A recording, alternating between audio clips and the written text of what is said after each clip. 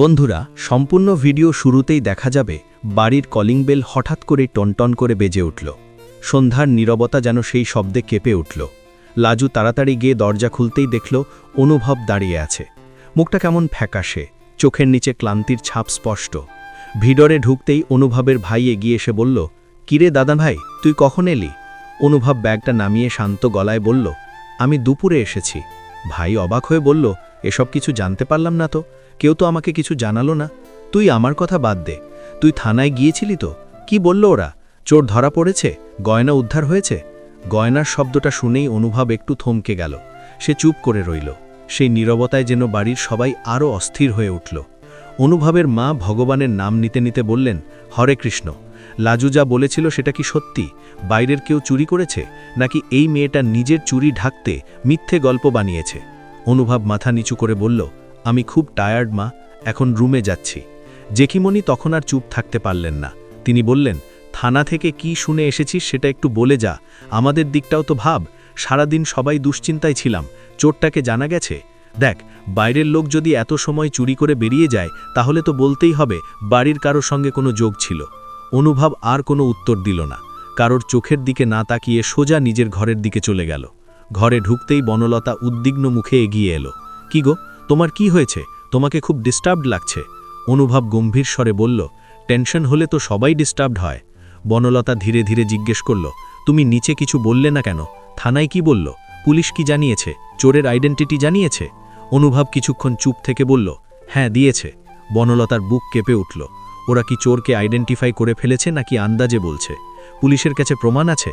অনুভব এবার সরাসরি তাকালো বনলতার চোখের দিকে। হ্যাঁ, প্রমাণ আছে। কথাগুলো যেন বজ্রপাতের মতো পড়ল। বনলতার ঠোঁট শুকিয়ে গেল।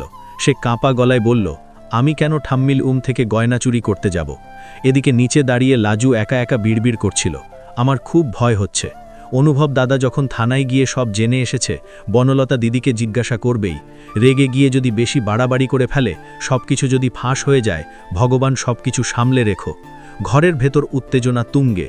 অনুভব ধীরে কিন্তু কঠোর গলায় বলল, বনলতা, এই চুরিটা তুমিই করেছ, থানায় সেটা প্রমাণ হয়ে গেছে। বনলতা যেন ভেঙে পড়ল।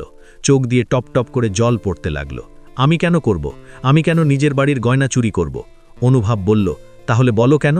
কিছুক্ষণ কান্নার পর বনলতা ভাঙা গলায় বলতে শুরু করল, ময়ূক আমাকে ব্ল্যাকমেল করছিল। ওর সাথে আমার কয়েকটা ছবি ছিল পুরনো দিনের। ও বলছিল যদি আমি ওকে টাকা না দিই তাহলে ছবিগুলো সবাইকে দেখিয়ে দেবে। আমি ভয় পেয়ে গিয়েছিলাম, তোমাদের কাউকে বলতে পারিনি। ভাবছিলাম যদি গয়নাগুলো বিক্রি করে ওকে টাকা দিয়ে দিই তাহলে সব শেষ হয়ে যাবে। অনুভব অবিশ্বাসের চোখে তাকিয়ে রইল। তুমি আমাকে বললে না কেন মা? বাবাকে বলতে পারতে।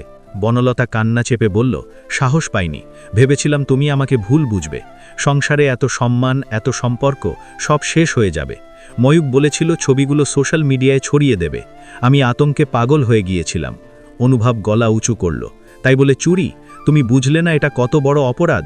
তুমি ওখান থেকে চলে আসতে পারতে, ওর সঙ্গে সব সম্পর্ক ছিন্ন করতে পারতে, পুলিশে অভিযোগ করতে পারতে।